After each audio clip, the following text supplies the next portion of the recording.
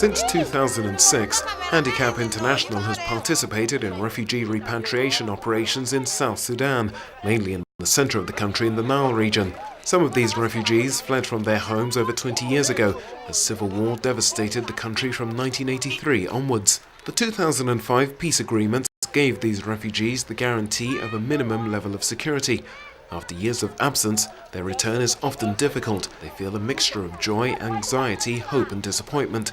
Today, this extremely unstable zone has to be entirely rebuilt, as beyond the religious, political and economic conflict with North Sudan, the south has also been affected by infighting. There are more than 20 different ethnic groups of nomadic or pastoral traditions who dispute the natural resources available. Cattle theft is a daily occurrence. Almost everyone is armed and the police and army are overwhelmed. The lack of security is a serious problem both for the population but also for the teams from non-governmental organizations. To compensate the lack of healthcare, Handicap International has set up mobile teams made up of a physiotherapist and a nurse. These teams travel throughout the region to treat injuries inflicted by machetes, sticks or bullets. They also deal with animal bites, infected insect bites or the minor injuries sustained by children playing or working.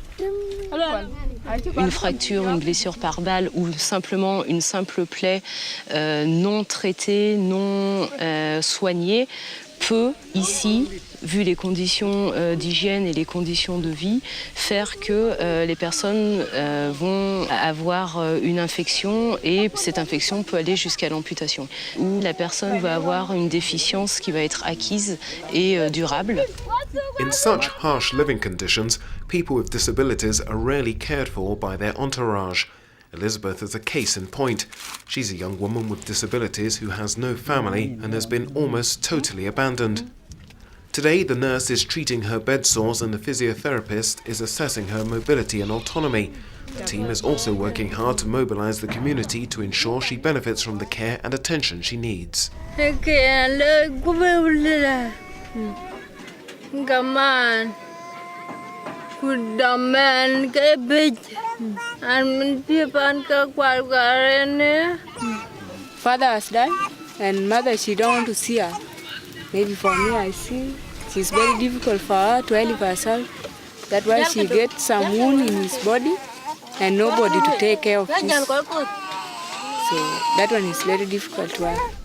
Another intervention site, the so-called leper village. Here again, the nurses are kept busy. Although leprosy is not a life-threatening illness, it does expose the sufferer to severe or permanent impairments if not treated in time.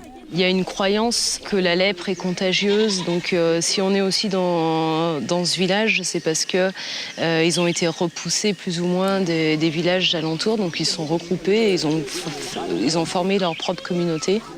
Yet another example of exclusion. But the people of South Sudan face another threat, anti-personnel landmines. Mine risk education specialists sometimes accompany the mobile teams and spread the word amongst those who come to see the nurses. As well as mines, there is all sorts of unexploded ordnance in the region, such as cluster munitions. Official reports show that the range of risks is alarming. This observation has been confirmed by the accounts of villagers. Handicap International will shortly launch a survey in the worst affected regions. This work will make it possible to better assess the threats posed and their impact on economic and social life. In South Sudan, the context means that the most vulnerable members of society are often abandoned.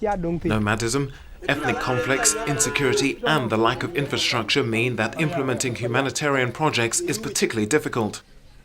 The current priority is to compensate for the shortcomings in a region which needs full and thorough reconstruction.